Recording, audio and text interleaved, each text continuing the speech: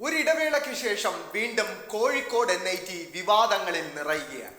കോഴിക്കോട് NITയിൽ മുൻപ് ഗാന്ധിജിയുടെ രക്തസാക്ഷി ദിനത്തിൽ ഗോഡ്സെയെ പ്രകീർത്തിച്ച് ഫേസ്ബുക്കിൽ കമന്റിട്ട അധ്യാപിക ഷൈജ ആണ്ടവൻ തന്നെയാണ് ഇത്തവണയും വിവാദത്തിന് തുടക്കമിട്ടിരിക്കുന്നത്.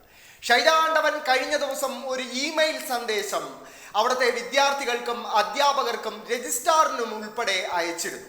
ആ സന്ദേശം യഥാർത്ഥത്തിൽ ഷൈജ ആണ്ടവന് ഒരു പൂർവ്വ വിദ്യാർത്ഥി അയച്ച സന്ദേശമാണ്. അതിനെ ഫോർവേഡ് ചെയ്യുകയാണ് ഷൈജ ആണ്ടവൻ ചെയ്തത്.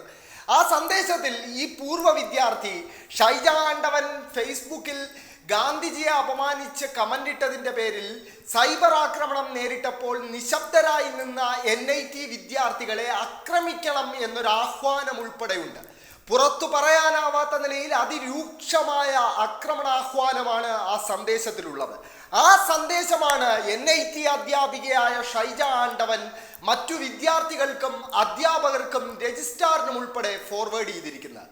ഇതിലും ഷൈജ ആണ്ടവന് നേരെ ഒരു നടപടിയും ഉണ്ടാകുമെന്ന് പ്രതീക്ഷിക്കുന്നതിൽ അർത്ഥമില്ല. കാര്യം മുൻപ് ഗാന്ധിജിയുടെ രക്തസാക്ഷി ദിനത്തിൽ ഗോഡ്സെയെ പ്രകീർത്തിച്ച് ഫേസ്ബുക്ക് കമന്റ് ഇട്ടപ്പോൾ ഇതേ ഷൈജ ആണ്ടവന് നേരെ പോലീസ് കേസ് എടുത്തിരുന്നെങ്കിലും ഷൈജ ആണ്ടവനെതിരെ ഒരു നടപടി സ്വീകരിക്കാനും കോഴിക്കോട് NITയിലെ അധികൃതർ തയ്യാറായിരുന്നില്ല. അത് വ്യക്തമായി തെളിയിക്കുന്നത് കോഴിക്കോട് NIT ഒരു സംഘപരിവാർ കലാലയമായി മാറുന്നു എന്നതിൻ്റെ വ്യക്തമായ ദൃഷ്ടാന്തം തന്നെയാണ് ഇതെന്ന് പറയാൻ സാധിക്കും.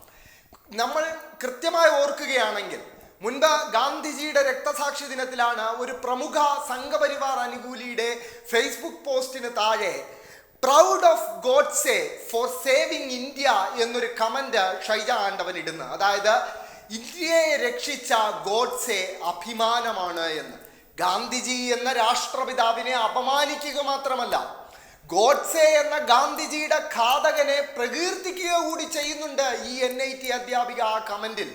ആ ഗോഡ്സെ, ഗാന്ധിജി എന്ന രാഷ്ട്രപിതാവിനെ നിഷ്കൂരം വധിച്ച ഗോഡ്സെ ഒരു അഭിമാനമാണെന്ന് പറഞ്ഞു വയ്ക്കുകയാണ് ഒരു NIT അധ്യാപികയായ ഷൈജ ആണ്ടവൻ.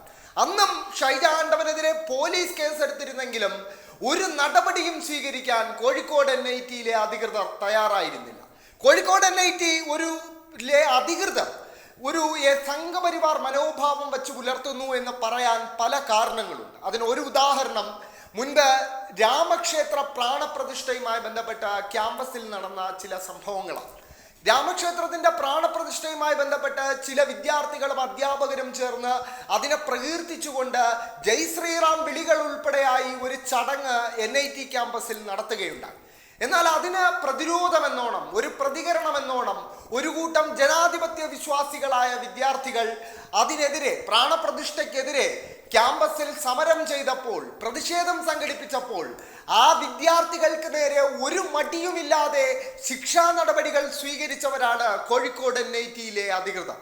അന്ന് പ്രാണപ്രതിഷ്ഠയെ അനുകൂലിച്ച അധ്യാപകർക്കും ജയ് ശ്രീറാം വിളികൾ മുഴക്കിയ വിദ്യാർത്ഥികൾക്കുമെതിരെ ഒരു നടപടിയും സ്വീകരിക്കാത്തവരാണ് ഇന്ത്യയുടെ ജനാധിപത്യത്തെ കുറിച്ച് സംസാരിച്ച വിദ്യാർത്ഥികൾക്കെതിരെ നടപടി സ്വീകരിച്ചത്.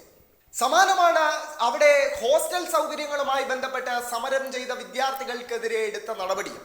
ഹോസ്റ്റലിലെ സൗകര്യങ്ങളുമായി ബന്ധപ്പെട്ട് സമരം ചെയ്ത 5 വിദ്യാർത്ഥികൾക്കെതിരെ 33 ലക്ഷം രൂപയുടെ പിഴയാണ് NIT കോഴിക്കോട് അധികൃതർ ചുമത്തിയത്. അന്ന് അത് ചെറിയ രീതിയിൽ വാർത്തയായിരുന്നെങ്കിലും അധികം വാർത്താ പ്രാധാന്യം അതിന് ലഭിക്കാതെ പോയി. ഇതെല്ലാം തെളിയിക്കുന്നത് കോഴിക്കോട് NITയെ ഒരു സംഘപരിവാർ കലാലയമാക്കി അവിടുത്തെ അധികൃതർ മാറ്റുന്നു എന്ന് തന്നെയാണ്. എന്തായാലും ഇപ്പോൾ മുൻപ് ഗോഡ്സെയെ പ്രകീർത്തിച്ച് ഫേസ്ബുക്ക് കമന്റിട്ട അതേ NIT അധ്യാപികയാണ് ഇപ്പോൾ വീണ്ടും ആക്രമണത്തിന് ആഹ്വാനം ചെയ്യുന്ന ഒരു സന്ദേശം കോളേജ് രജിസ്ട്രാറിനുൾപ്പെടെ ഫോർവേഡ് ചെയ്തിരിക്കുന്നത്.